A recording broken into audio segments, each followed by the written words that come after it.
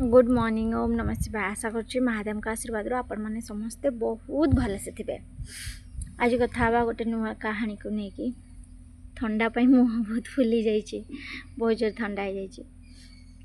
आज कथा गोटे नुआ कहानी को लेकिन कहानीटे हूँ भाई भौणी को लेकिन। भाई भौणी संपर्क गोटे एमती संपर्क जोटा कि गोटे भाई गोटे भौणी सब टाइम रे फ्रेंड भी होता है आउ ता भाई भी होता है, सब प्रॉब्लम रे ताको हेल्प भी करिथाए। ताको नेकी आजिर कहानी जड़े भाई भौणी गोटे गाँव में रोते, तांकर बापा माँ मरी जाइथिले। ता भाई बड़ थिला आ ता भाई बहुत बड़ पैसा वाला थिला, बहुत बड़ पैसा वाला थिला। राजमहल परी घर बनी थिला। गोटे बोली भौणी छोट बेले बहुत कष्ट रे ताको पाली थिला, बहुत कष्ट रे से जो धन संपत्ति जो घर तार थिला बहुत कष्ट रे से सब से करिछि।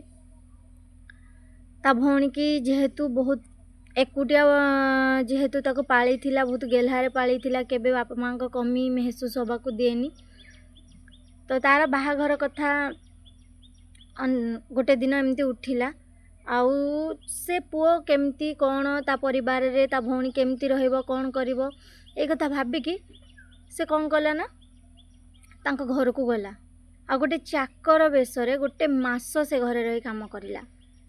सबू किछि घर पोछा लगेबाठु नहीं कि सबू बासन माजिबा, कहार चप्पल सफा करवा, सबू किछि काम कला आउ जेते बेले गोटे मास हे गला आउ से घर लोक केमती कौन कहा व्यवहार केमती जीए ताको बाहाब से पिला केमती सबू किछि जेते सबू किछि जानी सारला। तापरे घर को आसला आउ गोटे मास परे जेते घर को आसला तांको घर लोक आसिले झील को देखा, जिते देखा आसिले से जानी नथिले जे ए पुओटा हूँ से झीर भाई बोली।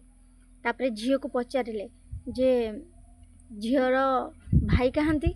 तापरे झील को पचारे भाई कहीं ना मो भाई तो रूम रे तांकर अछंती, तमे एटी टिके रूम डाकी दउची।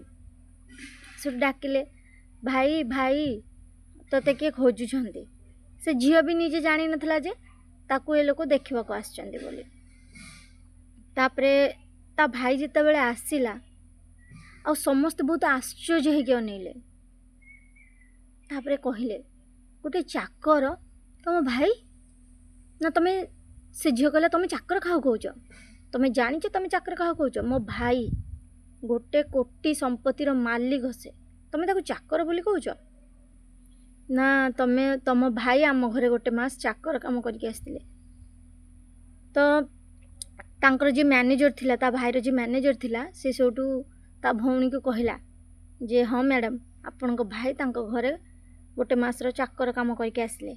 से जानिबा को चाहूतिले आपण जो परिवार को जिबे से परिवार केमिति, आपण सिटी रही पारिबे कि नहीं, आपण को सिटी किछि कमी हबनी। तो ये कथा जेतेले ता भौणी सुनिला जे मो भाई मो खुशी पाई मु केमिति रहिबी, तांको घरे जे चाकर काम करके आसला से सब नोटिस करके आसला ए घरे मु रही पारिबे कि नहीं, मो स्वामी केमिति हेबे, मो ससुर सासू। तो ए कथारे ता आखिर लुह बाहरी पड़ला। से सोटू कहला भाई तुम एमती कहीं कल। ता भाई हसिकी कहला जहाँ को मु जीवन ठू अधिक भल पाउची ताको एमती केमती आउ कहा हाथ टेकी देवी ता विषय न जानिकी। तो मु सब किछि जानिपा निहाती दरकार थिला, सेति मु तांग घरे चाकर काम करुथिली। ए कहानी रे मु आपन को या सिखेबा को चाहूची, या बुझेबा को चाहूची। आजिका डेट रे किछि भाई अछंती जो माने कि भौणी कौन कला न कला, किछि खाइला न खाइला सेटा भी बुझु नांती। आउ जेतले बाहा हो जाउचंती स्त्री भी आसुची तापरे तो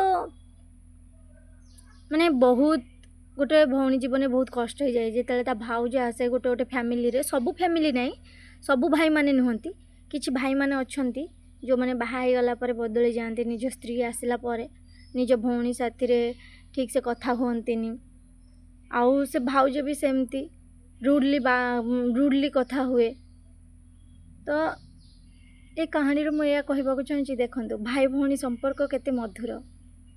गोटे भौणीर जीवन को केते सुंदर कर दिए ता पाखे जो गोटे भाई थाए से क्या भी डरेनी सब मुसीबत को से पार करनी